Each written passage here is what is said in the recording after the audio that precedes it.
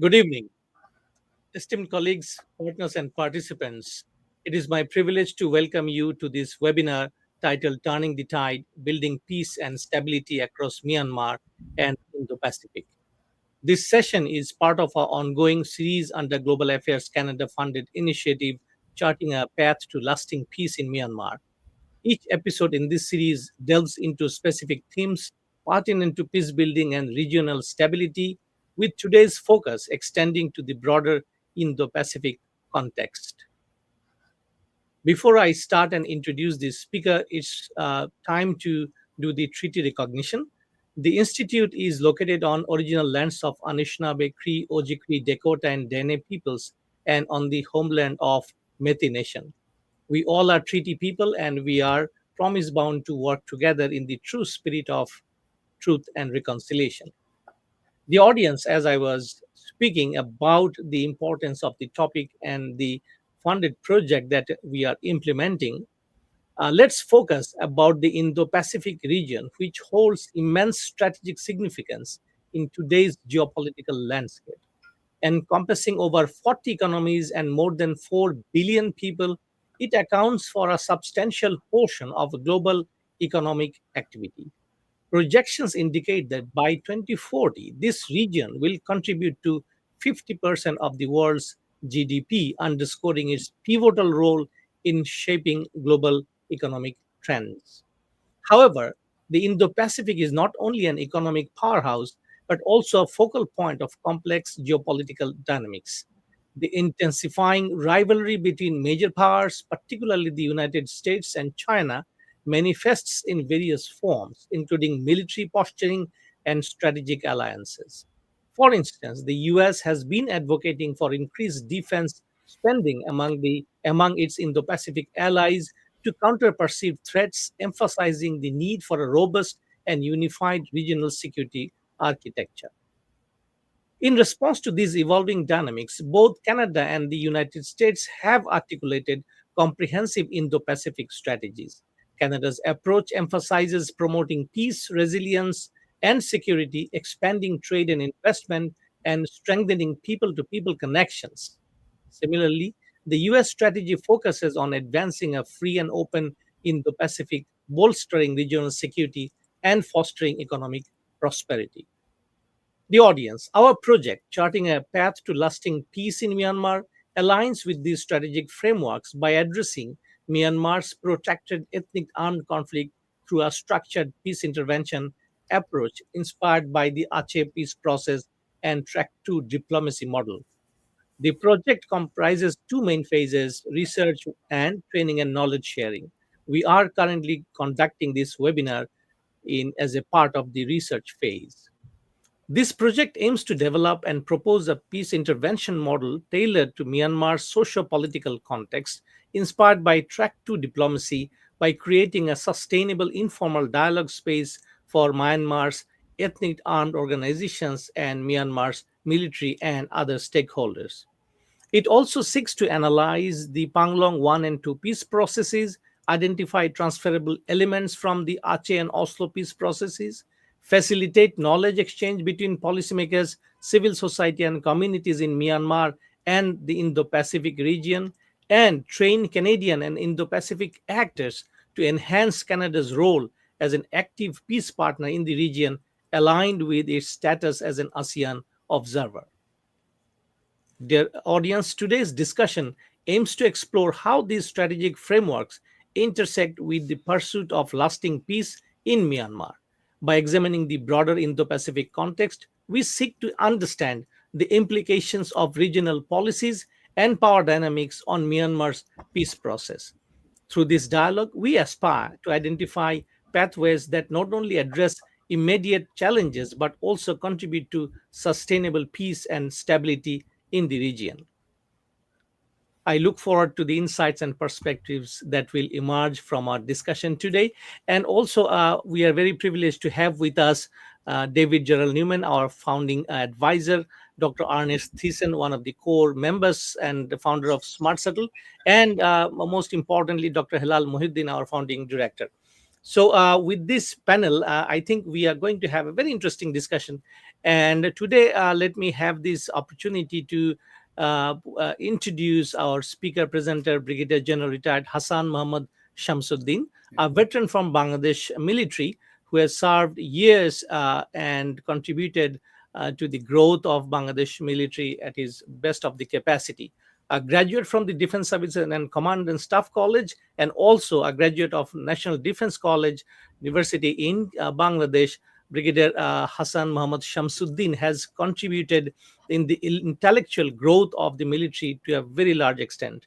And the reason I was very interested to bring Brigadier Hassan's insights to this conflict is when I met him in November in Dhaka, Bangladesh, during one of my presentations in Bangladesh Institute of Strategic Studies. He was one of the very prolific writers writing about this crisis for almost a decade.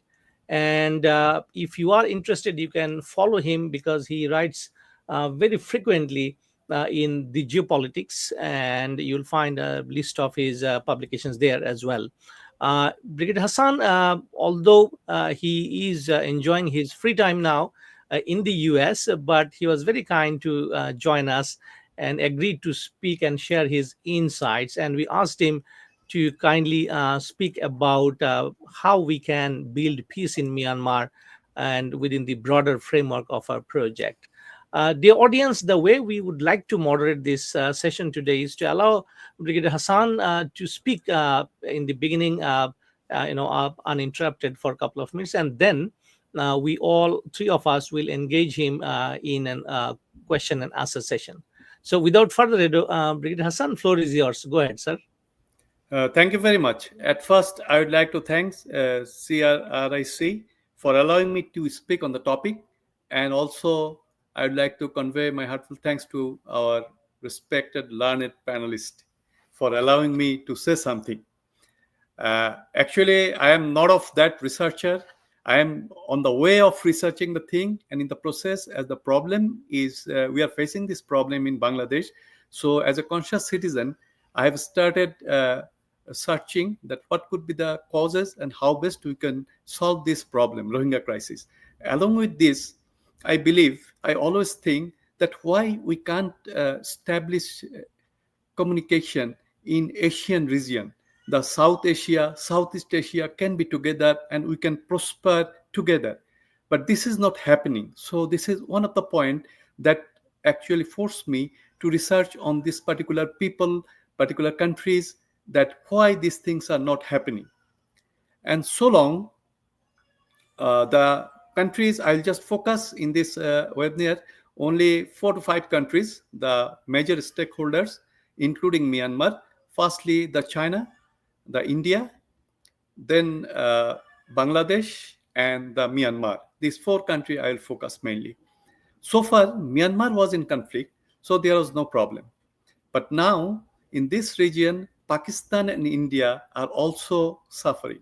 So there is a tension. And there is some change, political change also took place in Myanmar. So relation between Bangladesh and India is also under strain.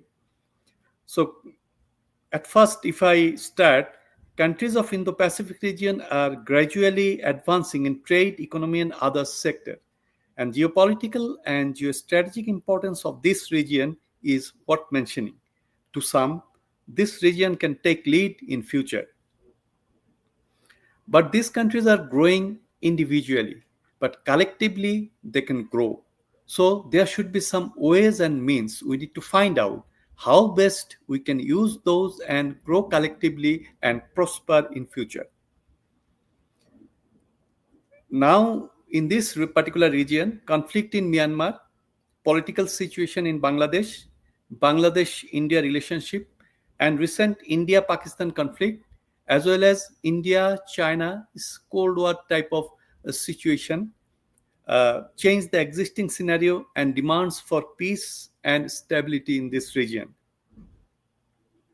So at first, if I want to say something about India-Pakistan tension, it has started in April, 22nd April this year, and till now the problem is not solved.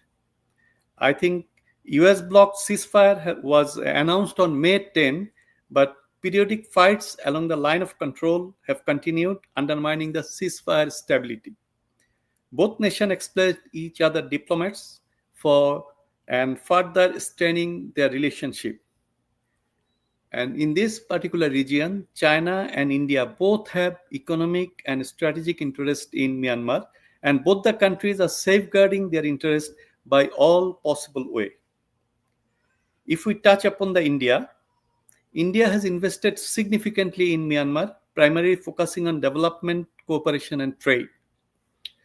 This includes projects funded by India's line of credit, infrastructure development, Sitoe port development, which is a key component of Kaladan multimodal transit transport project.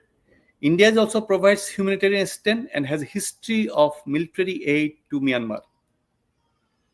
India has extended a line of credit for diverse sectors like telecommunications, railway, energy, power, and agriculture. These line of credit have funded numerous projects, including the trilateral highway project, which connects Northeast India to Myanmar and Thailand. And India has invested in infrastructure projects aimed at improving connectivity and trade, including trilateral highway project and the Kaladan multimodal transit transport project. Besides that, India has invested heavily in Sitoe port to facilitate this Kaladan multimodal project. But all these projects or investment was in standstill due to the conflicts region in Myanmar, also the conflicts in Rakhine State. So Indian companies have shown interest in investing in Myanmar, particularly in sectors like oil, gas, power, and agriculture. And to safeguard Indian interests, India negotiated with Arakan Army, which earlier they never negotiated with non-state actors. But for safeguarding their projects now, as Arakan Army is controlling the Rakhine state, they are negotiating with Arakan Army. And after negotiating with the Arakan Army, now Kaladan multimodal project has started again. It was standstill for some time. Now again it's started. Now the China is the main player. China is having strong ties with Myanmar. China supports Myanmar by providing arms and ammunition as well as through investment and trade. China has significant investment in Rakhine State, including a special economic zone, a deep sea port in Chokpyu, which are critical components of its Belt and Road Initiative. China is a major arms supplier to Myanmar, negotiate with both government and rebels to safeguard her interest in Myanmar. To safeguard Chinese infrastructure and individual, China and Myanmar agreed on using Chinese private security in Chinese installation and establishment. And currently, Chinese private security is working in Rakhine. This is a new addition in this particular region. The private security force actually may be in disguise with the armed personnel are there. So China negotiate with Brotherhood alliance in her bordering areas and continuing its trade with Myanmar. So China is supporting Myanmar government at the same time. China is keeping contact with the rebels, and especially China is not allowing those rebels to stop normal business and trade and communication. So China is ensuring her interest in this particular region. Now the situation in Bangladesh. For last 8 years, Bangladesh is bearing the burden of 1.2 million Rohingyas from Myanmar. Bangladesh, along with international community, tried to resolve this issue without any result. Bangladesh took help of international community. Bangladesh took help of China and other neighboring countries. But till now, we could not find a suitable solution for repatriation of these people. And still, the influx of Rohingya is continuing. Our monetary support or the humanitarian support is declining, and new influx of Rohingyas are creating pressure on existing humanitarian situation. Arakan Army controls most of the Rakhine state now.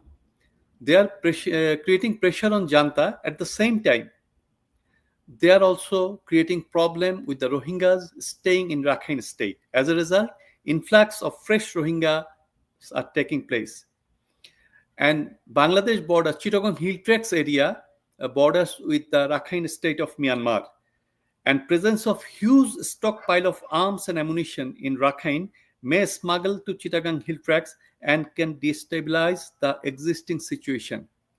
Bangladesh is cautious in allowing Chittagong hill tracks to become a staging ground for Myanmar's ethnic conflicts.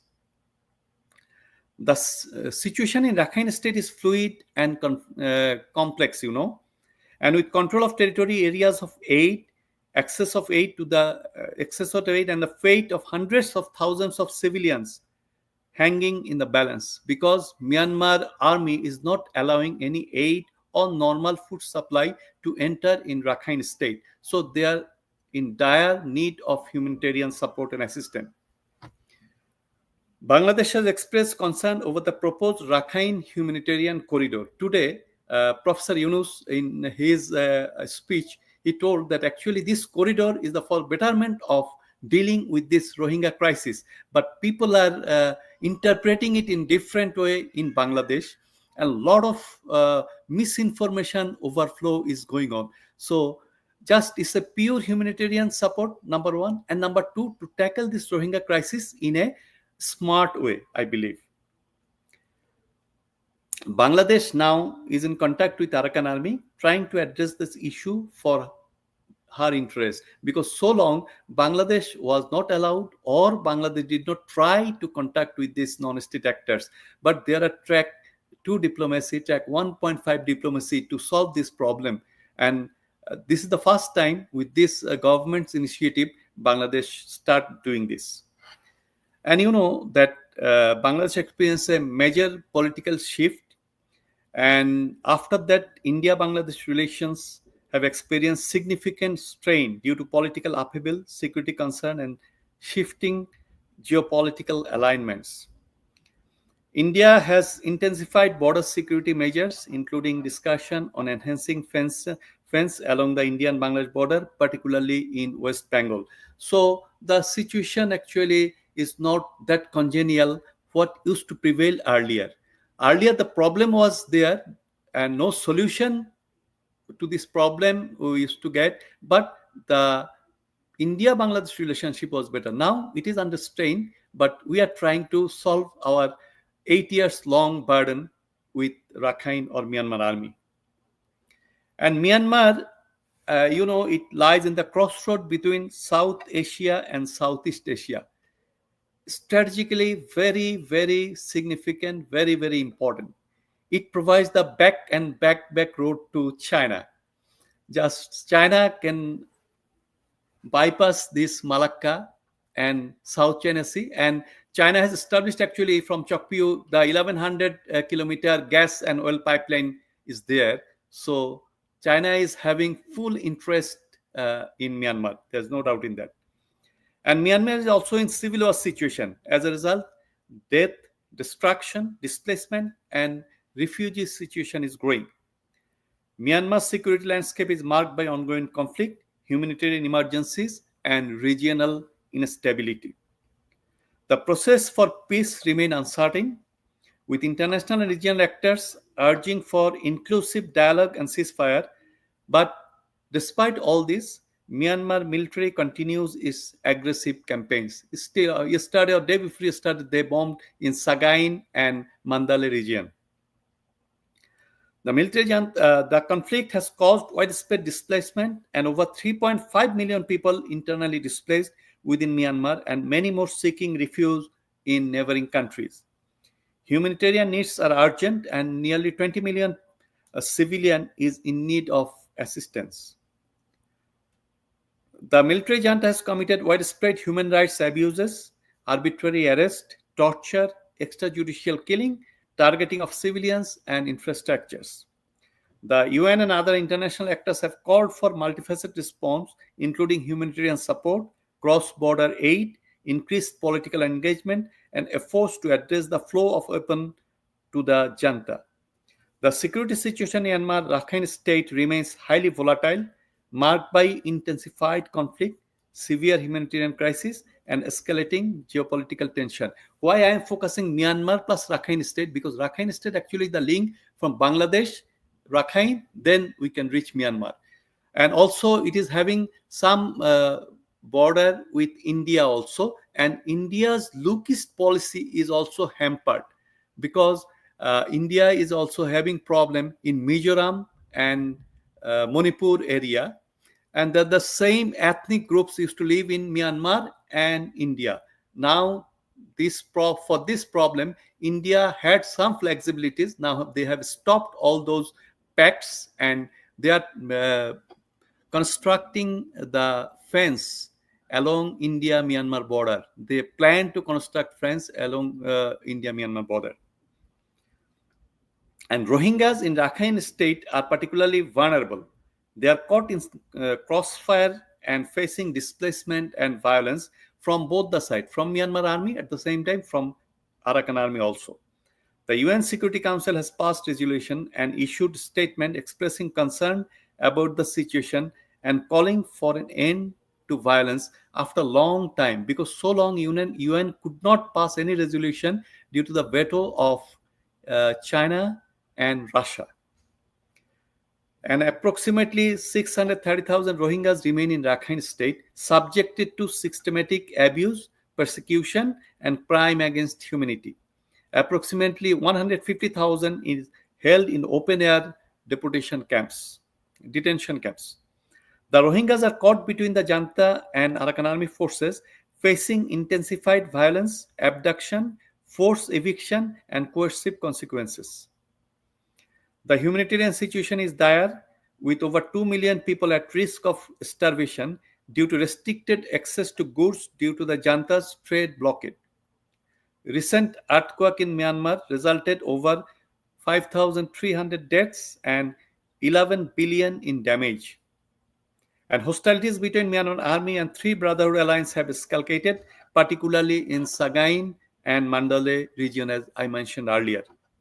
The military continues to conduct airstrike and ground offensive against resistance forces, leading to significant civilian casualties and displacement. And, as, and the result of this is about one third of Myanmar's population is in need of humanitarian assistance now. A stable Myanmar can fully participate in ASEAN's goal for economic integration. At the same time, South Asian countries can also be integrated with that.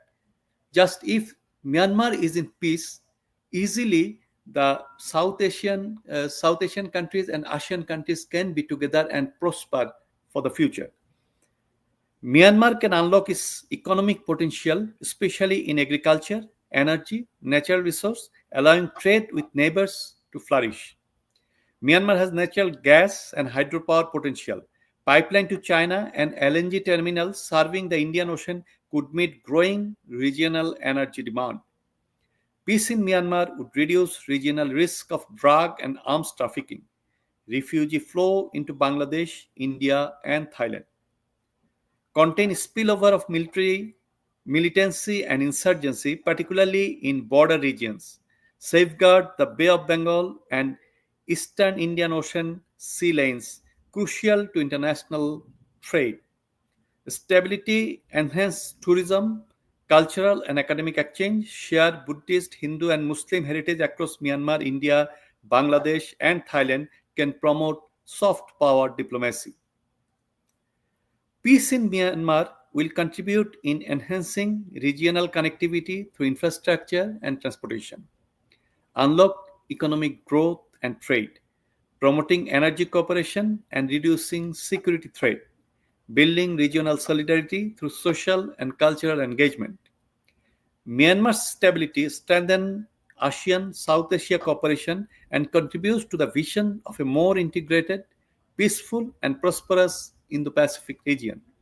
Without a political settlement in Rakhine, any economic plan remains fragile in this area, because Rakhine is one of the neglected and poorest region in Myanmar, and it needs to be developed, because as Kofi Annan Commission recommends that the development of Myanmar can augment or can help in breaching the gap between the Rohingyas and Rakhine communities, because poverty actually also a factor for their difference or the for distance that they maintain.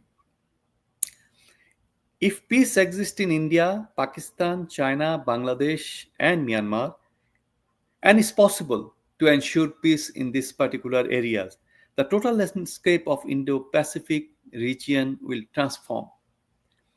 Peace and stability would enable Myanmar to serve as a land bridge as well as energy corridor of this region, and this region will flourish.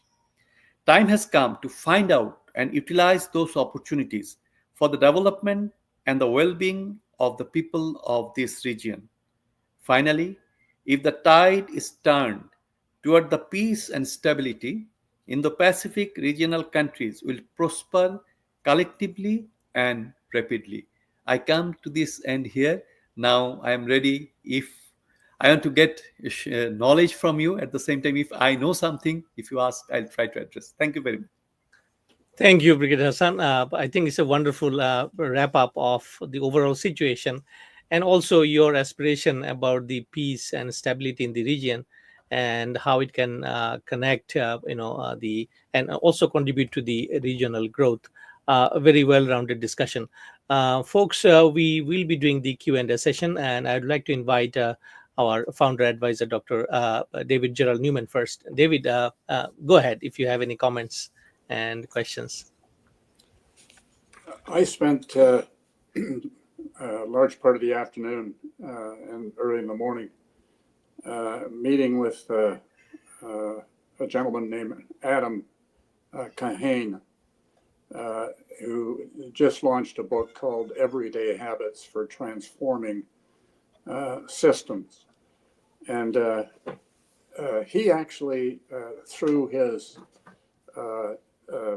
consultancy, did work in the region, in particular focusing on Myanmar, and also did work in Colombia, going back 20 years, starting with the peace process there. He's one of the founding members of the REOS, or EOS partners. And what I found fascinating is the learned experience and therefore wisdom in really learning how to bring groups together who have historically not been appreciative of the gifts and assets they each have to offer. And really a summary of what he shared today was the need for individuals to appreciate that they're, when they start visualizing a future, he speaks of future scenarios, and a visualization of them to cause the imaginations of people to look forward. And as Ernest with Smart Settle identifies, even in the methodology, if everyone agrees that the status quo is unacceptable, and then the focus is on all the different individuals and communities in their specific spheres of influence, and that's their workplaces, their industries, the different faith groups, their different humanitarian groups, ethnic groups. Each of them focus on what, as individuals and collective smaller groups, can do within each of those spheres of influence. So it seems to me that when there's an acceptance of individual and that kind of community by community responsibility, then the need is for the process for really relating with others who are different and have different backgrounds.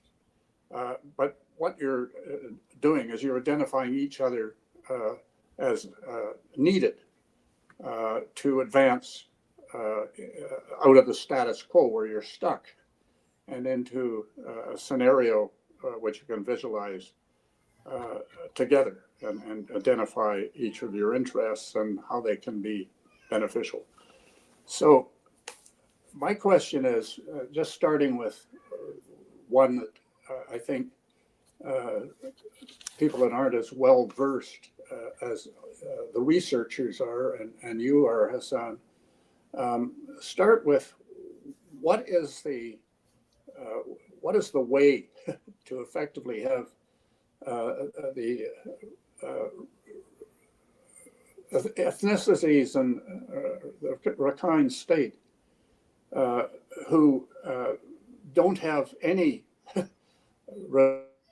appreciative relationship with the Rohingya. I mean, how does one address that to result in just the beginnings of accepting that the status quo is unacceptable and we're neighbors and there's human potential, human capital potential, and how do you start effective communication to begin together co-creating a positive scenario through each sharing their views on that?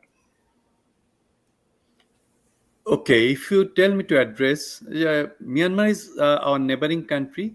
Rakhine, they used to live just beside Bangladesh, beside Cox's Bazar. Despite all those, hardly few people know their language, though some Rakhines used to stay inside Bangladesh also. We never communicated politically, we never contacted with their political parties. Academicians also never tried. We don't know their culture. We know nothing about them, their foods, their problems, and their happiness, their love, interpersonal, within the person to person communication. Nothing was there.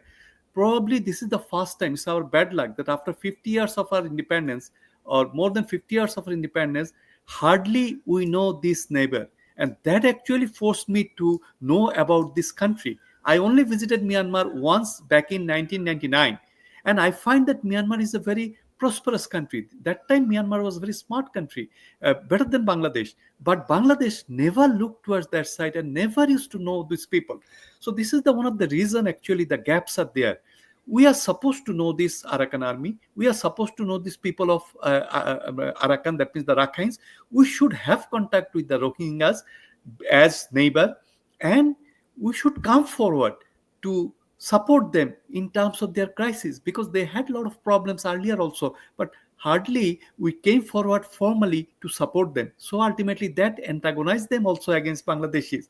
So people to people contact to me is a must. Now for last 8 years I am working with that, and we are trying to what should I say, generate awareness among the Bangladeshis regarding the Rohingyas. We have this problem, but being Bangladeshis, other citizens, they don't know much about this Rohingya crisis. But 1.2 million Rohingyas are staying inside Bangladesh, creating a lot of troubles, and they are creating pressure on Bangladesh, but we don't know. So awareness development is fast, and now then we can go forward.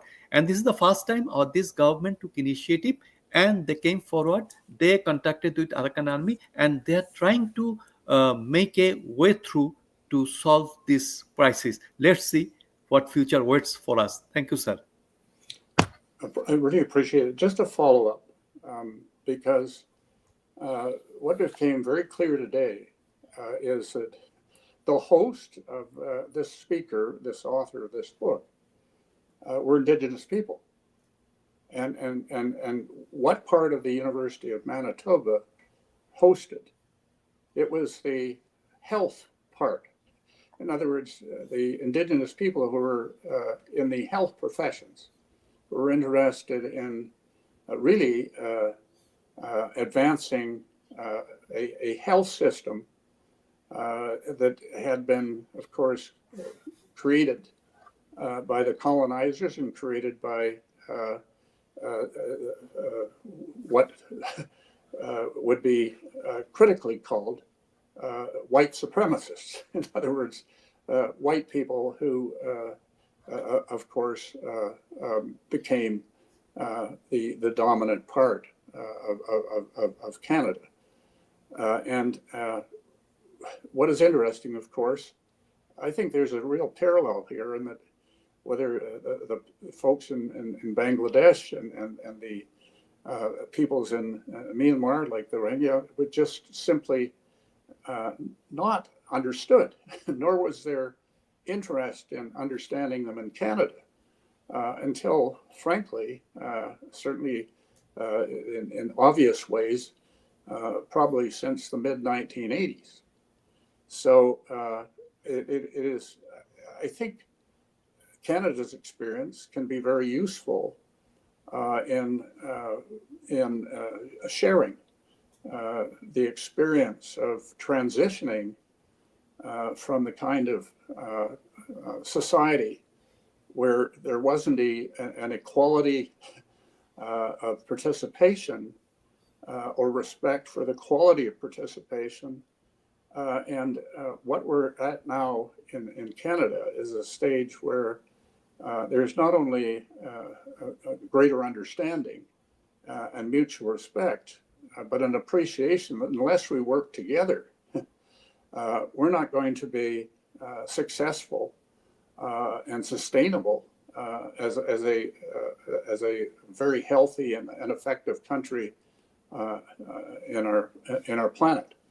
So I really look forward to the process of engagement of people in these communities who want to get out of the status quo and together visualize a future that can be better and determine themselves how they can work together.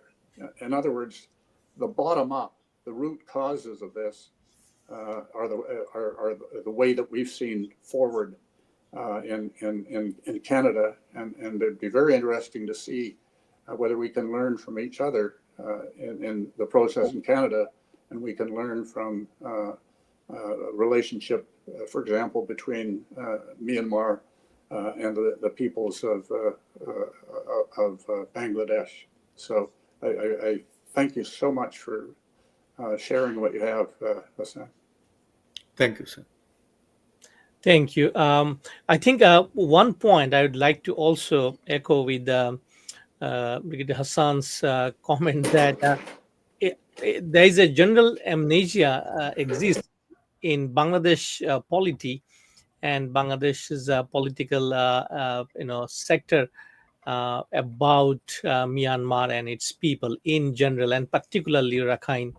And he's very correct in saying, because as I also recall, back in 2009 when I was very well serving, at that time also we had very scant information about Myanmar's military. And at that time, I know Myanmar was transitioning to democracy a little bit, what we often call quasi-democracy, but we didn't have much information about the country itself. And so, and this is why, I mean, it happened. We don't know. I mean, we can guess that Bangladesh didn't have interest with regards to Myanmar, but that is really kind of started again coming back to the national consciousness after 2017 influx of Rohingyas. Anyways, so let me go to Dr. Ernest. Ernest, do you have any comments, questions? Microphone, Ernest. There we go. Thank you, Hassan, for a very interesting and informative talk. And so I think it was implicit, if not explicit, in your talk that there's a huge potential for peace in Myanmar. And the reason that you said at the very beginning is that there is a lack of communication among all the stakeholders, both within Myanmar and in the surrounding countries. Um, so that implies that, if there was a way for there to be collaboration between all of these parties, something could happen because, the underlying assumption is that the parties actually want peace. There's been conflict, serious conflict and death and destruction for many decades. And I think the people there must be very, very tired of it. And uh, they want it, and if they were provided with a path to peace different than violence, would they be keen to pursue that? And that's what we would like to, explore with them. And what do you think of that? Yes, sure. It's just like that because they are tired of fighting. There's no doubt in that. But at the same time, the philosophy of the people, they used to lead very simple life, and it was there in the Myanmar culture. But all on a sudden, the Tatmadaw, the military group, they became very rich, and they never allowed other to earn more, and for better living they never inspired. So it continued, and it continued for a long time. And at the same time, with the passage of time, people become tired also with this, and they are seeing that in surrounding countries a lot of prosperities are there. So they developed a leadership within themselves, and they try to find out how best they can improve themselves. And this is the result actually, that Arakan army, they are fighting for the sovereignty, for the autonomy, for the independence of their chunk of land. And after the colonial power departed in Myanmar, this crisis actually started. And the reason for not solving this crisis is that there is no unity among the conflicting parties in Myanmar, because there are 18 to 20 parties fighting against Myanmar government or Tatmadaw, Myanmar military, but they were never united. This time, three brotherhood alliances actually showed something magical, and that's why they fought together, and Myanmar army is in problem now. Earlier, Myanmar army used to go for ceasefire with two or three parties and used to attack one party and defeat them. And in this way, they used to continue. This time, Myanmar army failed to do so, and they have to operate in all fronts.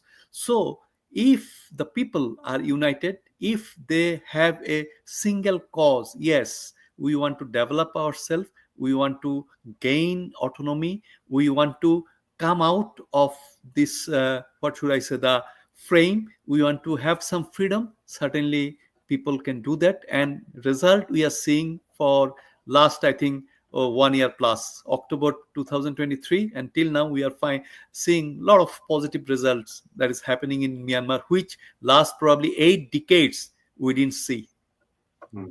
Yeah, well, that's encouraging. Thank you. Thank you very much. Dr. Hilal Mohiuddin, if you kindly jump in here and if you have any comments or questions for Brigadier Hassan. Thank you, Brigadier Hassan. A lot of questions are popping up in my mind. But one thing is about international influence. I mean, United Nations, they are Indo-Pacific strategy, then the Burma Act and upcoming Rohingya Act, whether it will really work to bring some sort of stability and peace in Myanmar, because they are not liked by any parties in South and Southeast Asia. We all know that even ASEAN doesn't want, the ASEAN members don't want United States to be there in the Indo-Pacific region. This is a problem. No countries, even Thailand is the best friend at this moment, and Philippines, once again, after United States are pulling back their Subic, and other air base from Philippines. Now, Philippines is just to deter China's aggression in the South China Sea. Now the Philippines is inviting once again United States of America, so their influence is over there in South China Sea. in the Indo-Pacific region, this country is not liked by any. But now in Bangladesh as well, people have a common perception that United States is behind everything, even United UN resolution, and then the talks that were going around in Bangladesh, half baked to some extent, even not half baked. Lot of confusions are there whether Bangladesh is really talking about humanitarian passage or the jargon debates like corridors, or so many things are taking place there. So my point is whether we have really any mechanism there to minimize all these factors, and just having something narrowed down to some sort of peace process, negotiation process, or making change in the perception level of the citizens of these countries, Myanmar, and then ASEAN countries. Is there any role? Because it's so Sure. diverse, so complicated. Yeah. It's very complicated, but I am optimistic. Always there Okay. will be possibility, no doubt in that. And the superpower like United States, yes, they will exert their influence because they are superpower. But we are not superpower, we are only a small power, but we should also try to survive. We should find out ways and means to survive. So superpower will do the superpower's role. Colonial legacy will continue, but at the same time, we need to survive. So we need to find out our own ways and means. And for getting that, first, the awareness development is a must. Awareness development. We are not aware actually what is happening, how best we can address those. So people need to be aware, need to be educated, need to be literate, need to communicate with each other. And by that, gradually, they can come. The consciousness development is a must for solving all those problems.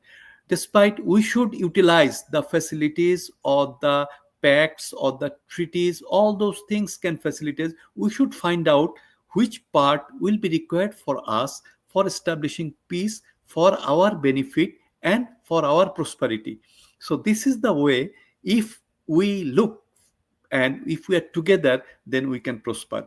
You see, the Myanmar, so much of investment of Western world is there, but in name of other farms and other companies. So because the Thailand, Singapore, China, India, everybody is investing in Myanmar because Myanmar is having a lot of potentialities. But for the development of their people, for growing the consciousness of the people, hardly they are investing. So this is the time, actually, time has come. We should find out the problem and then address that problem to overcome. And I am optimistic. The problem is surfacing, and gradually, if we address one by one, we hope that one day Myanmar will have freedom. People of Myanmar will be happy, and this region will prosper. Thank you. Once again, I still have one more, just a curiosity. It's about China containment theory of the West. The people are seeing in this region, people are seeing that this is the main intention. There are no peace, no repatriation of Rohingya refugees because they don't really care about Rohingyas' problems from heart. All these things are just geopolitical games of the big powers.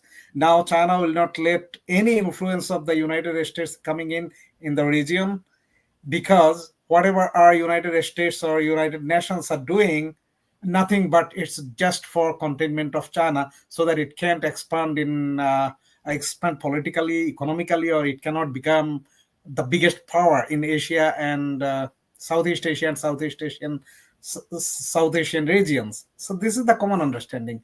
So in this situation, like now, India has huge investment, as we know that they have trilateral road communication, and then Kaladan multimodal project. Other than that, they have other investments there too. India is there, and India is opposing China in every respect. And China is opposing India in every respect. They are just two bitter melons in this sense. But what is happening there about the influence of United States or UN? They are on the same page.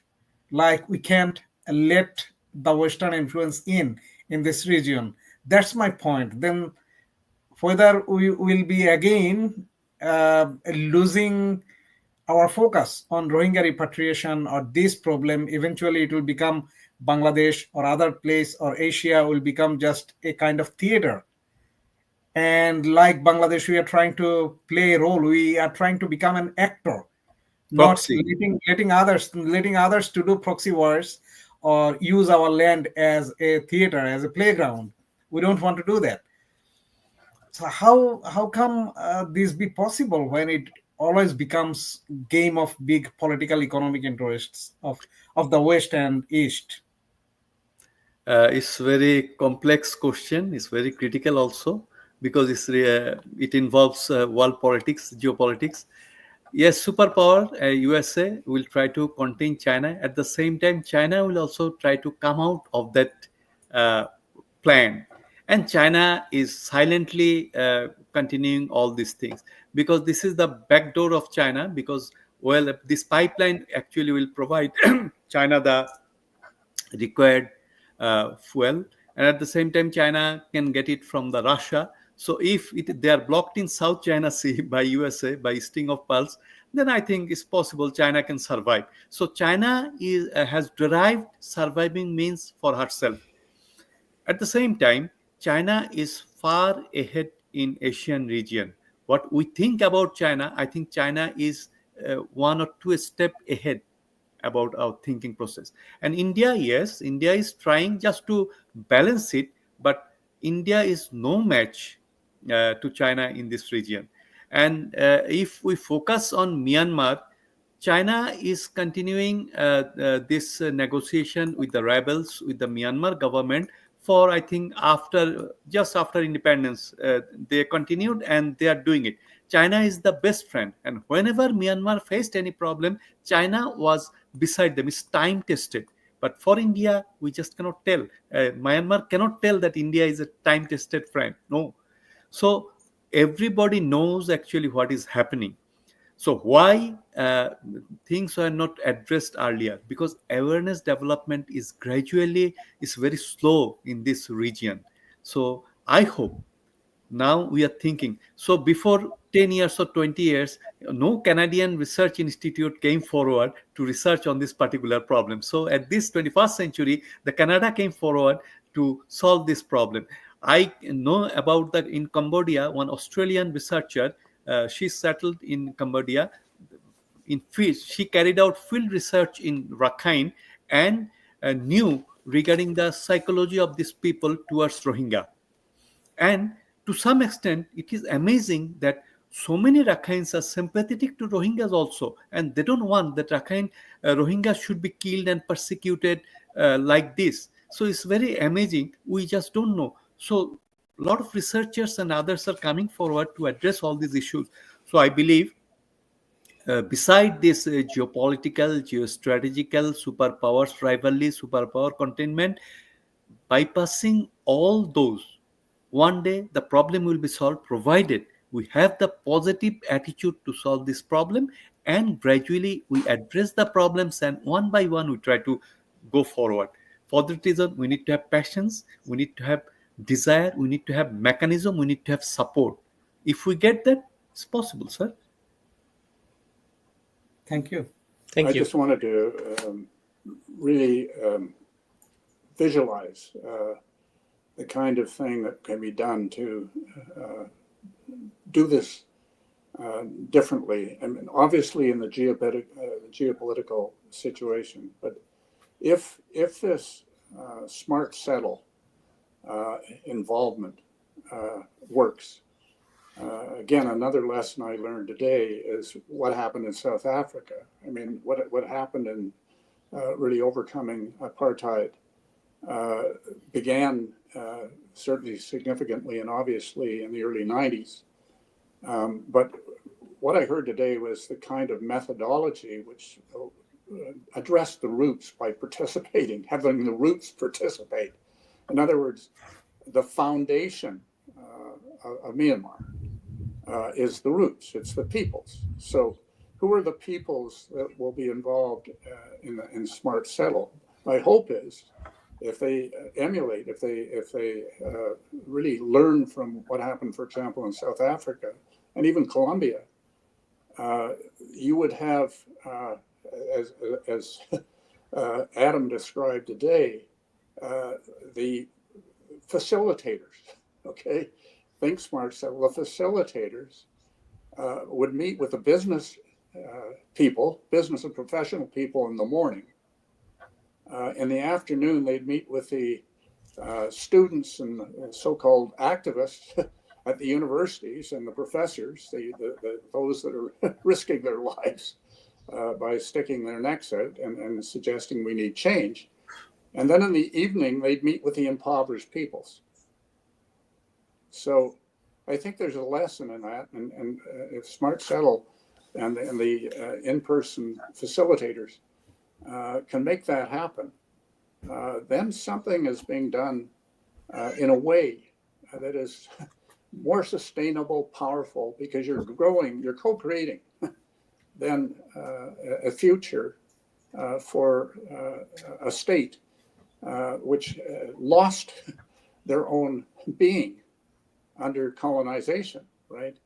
And have not yet found a way to, as you say, communicate and effectively work together to build a strong society which involves everybody in effective and equal, respectful ways. So I'm quite excited about the potential here, and what I see is the wisdom of the academics and the will of very well-meaning people of influence.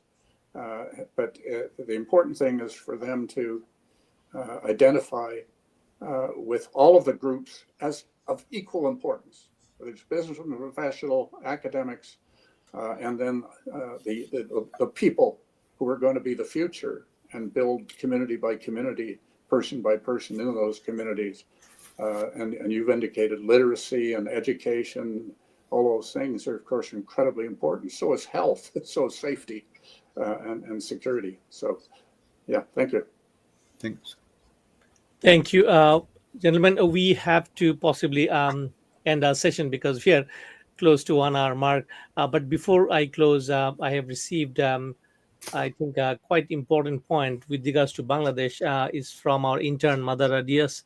And I'm going to flash this question for our presenter to very briefly, if you can comment about the dilemma Bangladesh is facing.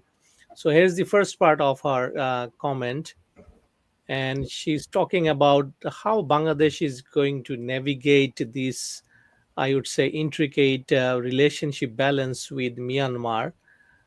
Because on the one side, Myanmar army, which is the government, de facto government now in Myanmar, is persecuting its own people, and on the other side, Bangladesh has a legitimate concern with regards to Rohingyas. And within the broad discussion Dr. Halal brought in about corridor and geopolitics, what do you think, sir? What Bangladesh should do? How can Bangladesh navigate this challenge while pursuing diplomatic negotiation? Yes, in one channel, the diplomatic negotiation should continue. At the same time, track two diplomacy can also continue at the same time. And at the same time, all the stakeholders also can be together, because in September, there will be a conference with all the stakeholders who is dealing with this Rohingya crisis. I think some solution will come forward, because so long these issues are not taken to the world community and it was not reflected or projected or surfaced in a way the way it is happening. So in future, diplomatic negotiation will continue. At the same time, side by side, track to diplomacy also should continue. And if other means are there also, those also we should take and then proceed for a suitable solution of this crisis. Would you little expand about September conference? Where is it going to take place? I believe so far I know that it is going to take place in Qatar, and probably 102 countries are going to participate. 102 countries are going to participate in this conference, and this is the initiative of this government, and this is the first time this sort of conference took place to solve this Rohingya crisis. Let's see. We should hope for the best. Thank you. Thank you so much. And I think we are right on time, 1 hour mark, to close our today's session.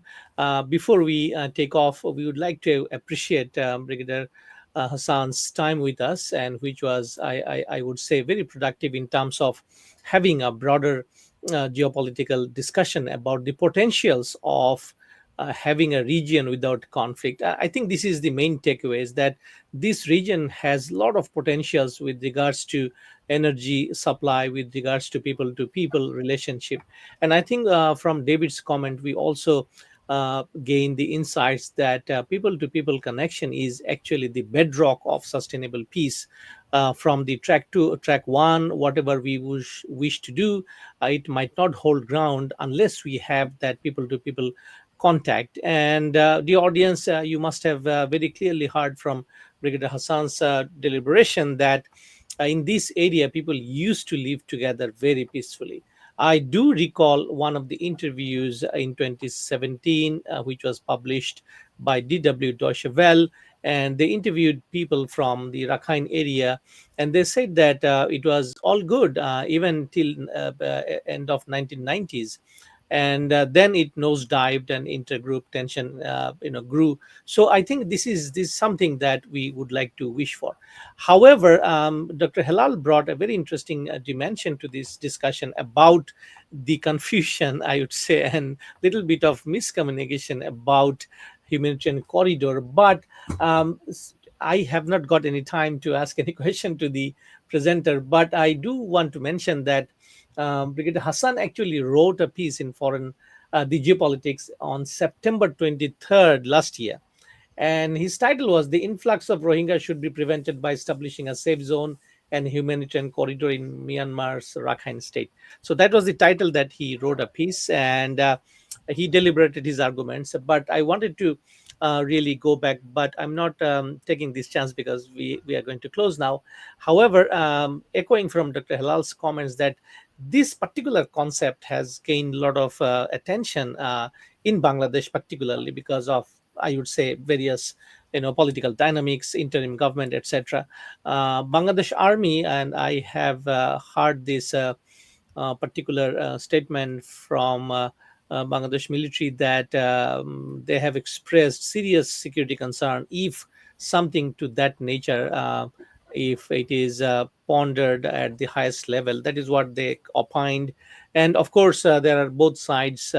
But I'm particularly interested to see in the future, maybe from interim government policymakers, especially those who are in the national security and foreign policy side, to let us know how they envisage such a corridor would contribute to the repatriation of Rohingyas, because that is the problem with Bangladesh in Bangladesh. So if this scheme helps out Bangladesh to repatriate 1.3 million Rohingyas within a span of time, how it looks like? Because I think a couple of days ago, UNDP resident coordinator said UN has no clue about this discussion. It is Bangladesh is doing at their own. So I think this is something I'm going to look forward in the future as well from Brigadier Hassan. We'll be in touch, sir, once again. And wherever you are traveling, please do drop in if you think you want to add some more interesting facets to this discussion. And finally, also, we have heard in September, there's a summit coming up from Brigadier Hassan's comments, and we are going to explore who's organizing, where it is organizing, so that we can possibly plug in there as well. And especially with the unique tool Dr. Ernest has developed and we are using in our project, and how it can help negotiating parties to contact better. With this, I would like to close this session today. Thank you very much, folks, those who have tuned in so far. Please be with us, because we are going to arrange a few more webinars. This is the 10th in the line, episode 10th in our series, and we are going to have more. And one of the objectives of these webinars is to build knowledge, because we are bringing experts And you can always go back in and listen to our channel in Creek's YouTube channel and Facebook page and the LinkedIn page that we have broadcast this session today. And as we close the audience, I also take this opportunity from the Institute to express our solidarity of the fire evacuees in the province of Manitoba. The situation has not improved much, and almost 15,000 plus people are evacuated, and Manitobans have extended their heart and their homes and their wallets to support this initiative. So let's join our hands in whatever capacity we can. And also, before we end, finally, for the Muslims all around the globe, today and tomorrow, in many places, it is the day of Eid ul Azha. So happy Eid for all of you, and let this Eid bring peace to the world. In many of the corners of the world, humanity is fighting each other. So we pray and hope that through this event, at least we cease our hostilities and once again look at each other as pure human beings. Thank you, and have a nice rest of the evening or day wherever you are. Bye bye. Bye. Good night. Thank you.